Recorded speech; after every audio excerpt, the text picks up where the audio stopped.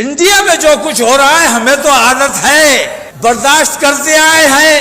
خود بم مارتے تھے، کہتے تھے مسلمانوں نے مار دیا، اور کانگریس والے ہمیں گرفتار کرتے تھے. ہمارے بچوں پر آتنکواد کا الزام لگایا جاتا تھا، ہمارے بچوں کا جھوٹا انکاؤنٹر کیا جاتا تھا. یہ ساری تکلیفیں ہم نے دیکھی ہیں، جھیلی ہیں، برداشت کی ہے اور برداشت کرتے رہے ہیں. لیکن پاکستان میں جو کچھ ہوا 2 روز پہلے، یہ برداشت نہیں کیا جائے گا. پاکستان کو ہم چیتا دینا چاہتے ہیں کہ اپنے ملک کی مائنورٹیز کے ساتھ انصاف کرو، ان کے اوپر ظلم نہیں ہونا چاہیے. اگر ان پر ظلم کیا جائے گا تو تمہارا گھیراؤ کیا جائے گا، تمہارا بائیکاٹ کیا جائے گا، ہندوستان سے تمہاری ایمبیسی ختم کرائی جائے گی. بہت بڑی طاقت ہے ہماری، لیکن ہمیں بانٹا گیا ہے.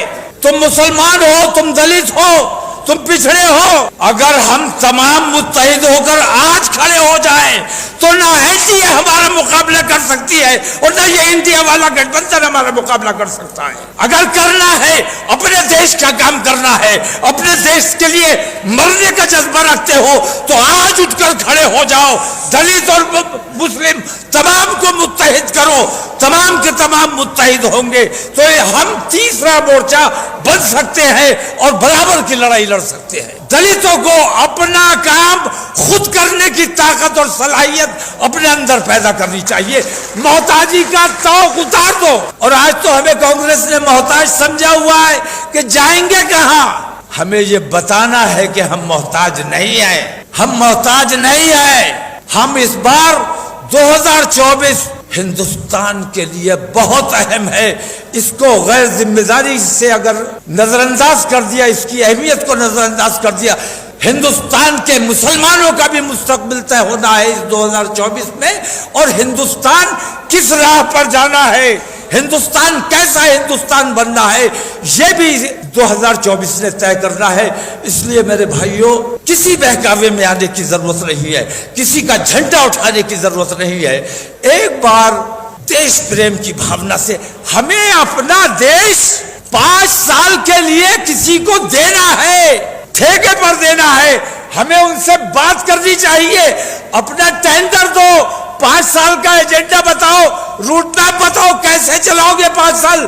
کیا بجرنگ دل کے گنڈے، وشو ہندو پریشد کے گنڈے اسی طرح دہشت گردی پھیلاتے رہیں گے؟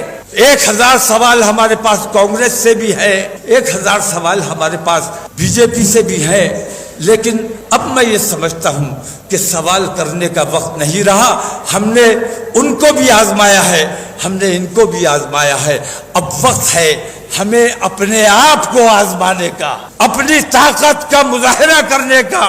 اس لیے میں کہتا ہوں S C, O B C, minorities تمام لوگ متحد ہو کر کھڑے ہو جاؤ. انشاءاللہ اتنی بڑی طاقت بنو گے کہ بھارتیہ جنتا پارٹی اور کانگریس تمہارا مقابلہ نہیں کر سکتے. اگر کرنے پہ آ جائے تو کیا نہیں ہو سکتا. وائلنس اس لیے ہے کیونکہ ووٹوں کی راجنیتی ہو رہی ہے.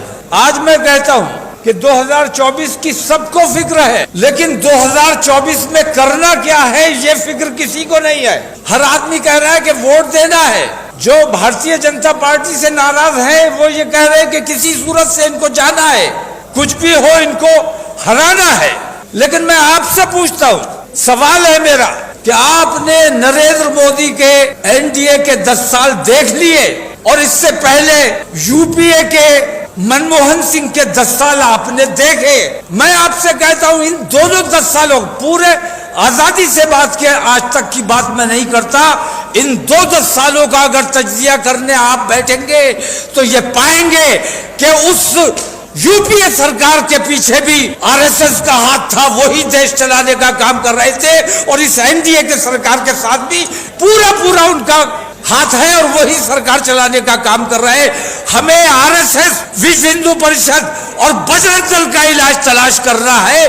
یہی مسئلے کا سب سے بڑا حل ہے. اگر یہ ہمت ہے تو اس قسم کے اجلاس کا کوئی مطلب ہے، اور اگر یہ ہمت نہیں ہے تو میں سمجھتا ہوں کہ چاہے NDA کے ساتھ چلے جاؤ، چاہے انڈیا کے ساتھ چلے جاؤ، یوں سمجھ لو کہ تم RSS کے ہی ساتھ جا رہے ہو. تو RSS کے ساتھ اگر جانا ہے تو آپ لوگ جانے، لیکن ہم نے یہ طے کیا ہے کہ انشاءاللہ کسی بھی قیمت پر ہم RSS کو مضبوط نہیں ہونے دیں گے.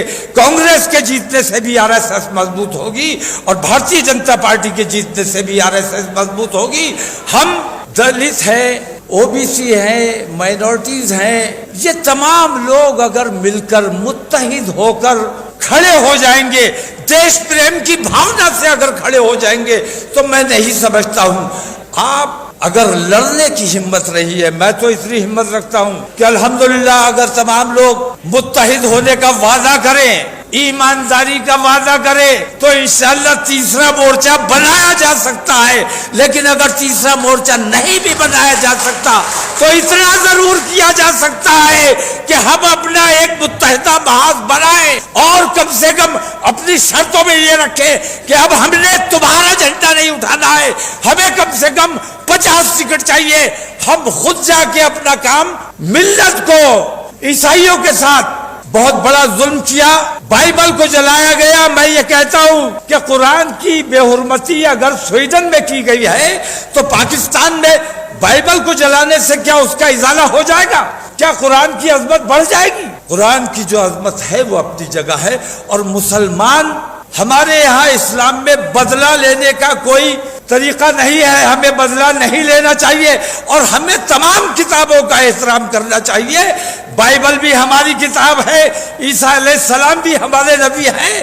ہم سب کا احترام کرتے ہیں, سب کی عزت کرتے ہیں, تمام دھرموں کو ہم احترام دینا چاہتے ہیں اور ہم چاہتے ہیں کہ ہمارے مذہب میں کسی قسم کی مداخلت نہ کی جائے. ہندوستان زندہ باد, مسلم مجلس مشاورت پائندہ باد. السلام علیکم. حاضرین آداب, تقریر کا وقت تو نہیں ہے بلکہ میں سمجھتا ہوں کہ اظہار تکلیف کا وقت ہے. سب سے پہلے میں مبارکباد پیش کرتا ہوں مسلم مجلس مشاورت کو کہ انہوں نے اتنا اہم پروگرام رکھا, ہمت جٹائی اور تمام لوگوں کو یہاں جمع کیا. اور مبارکباد کے مستحق آپ کے کوآرڈینیٹرز اور کیمپین پارٹنرز بھی مبارکباد کے مستحق ہے جو انہوں نے اس میں بڑھ چڑھ کر حصہ لیا. لیکن ساری گفتگو سننے کے بعد میں اس نتیجے پر پہنچا ہوں کہ مسائل کا ذکر سب نے کیا ہے, پریشانی سب نے بیان کی ہے, لیکن کوئی حل کی طرف نہیں جا سکا. سب سے بڑا مسئلہ ہے وائلنس انڈیا کا, اور ہندوستان کا یہ جو سب سے بڑا مسئلہ ہے اس کا حل کیا ہو سکتا ہے.